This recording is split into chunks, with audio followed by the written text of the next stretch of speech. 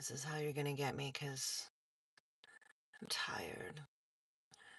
I've been, I got a vehicle working again in time for my son uh, turning 16.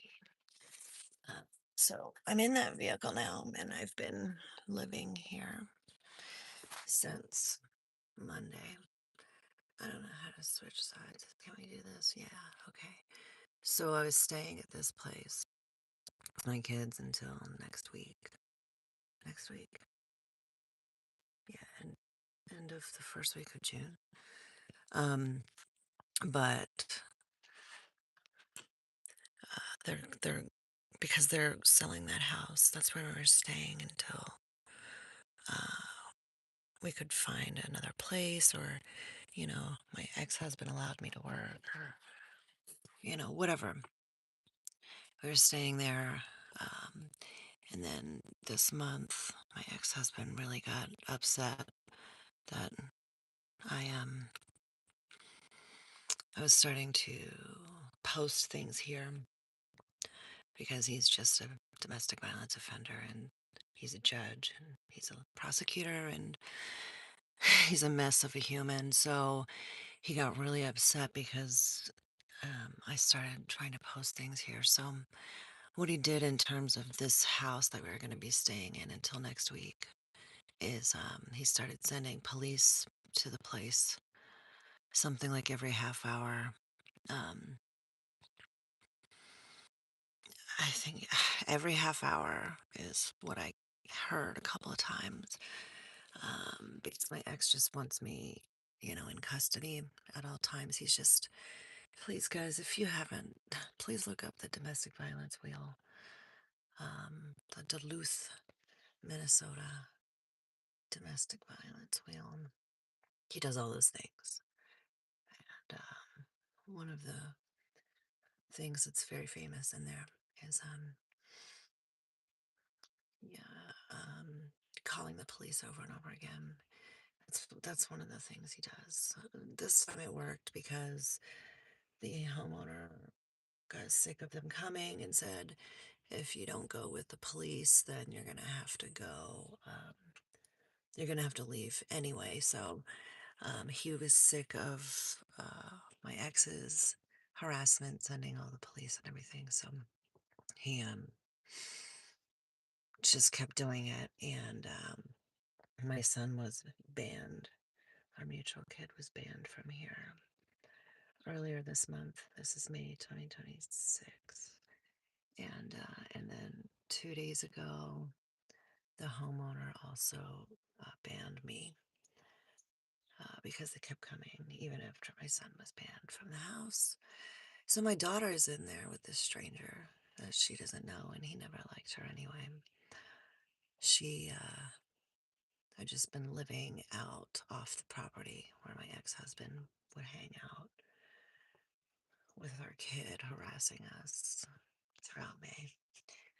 I never updated people on that court hearing that I was supposed to post either.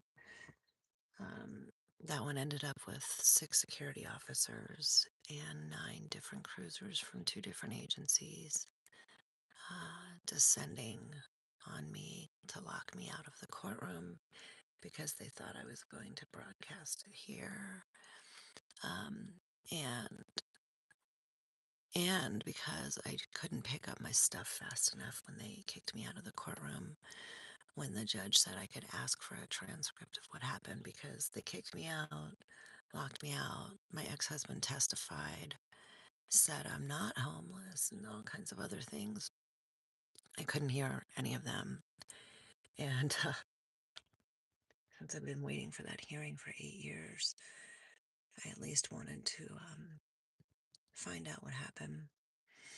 But so when the judge finally let me back in at the end and said, you can ask for a transcript for free of today, I was trying to gather up my stuff that I had prepared for that day, and I got kicked out again because I wasn't moving fast enough. So that one was all 6 security guards that my ex-husband had surrounding me all morning. and then 9 different cruisers from Bisbee Police Department and Cochise County Sheriff's Department. Not a single person, not a single officer was female that day. So that was about upwards of 20 men um, behaving on a continuum of how men with badges behave, I guess. But when I tried to ask for the transcript, I got greeted with one of the physically shorter dudes, but some stacked, tatted guy from Bisbee PD just out yelling. Just in the middle of the courthouse, just that was fun. Not fun. But anyway, that was May 13th. So I have nothing now. Everything that I have is behind those doors now. I'm not allowed to arrive because the homeowner doesn't want to be harassed by my ex-husband. So I've been outside for a couple of days. I'm going to get off of here because my phone is almost completely out of battery. In order to get phone charge, I need to turn the car on, and you guys know what these gas prices are like. So I'm going to get off of here, see if I can get my daughter to walk out of this property over to where I live now on the street. See if maybe we can get something from a homeless shelter. I haven't peed at all, and I would like to use a bathroom. And then, I don't know, man. I just figured I would use this last battery before I break down and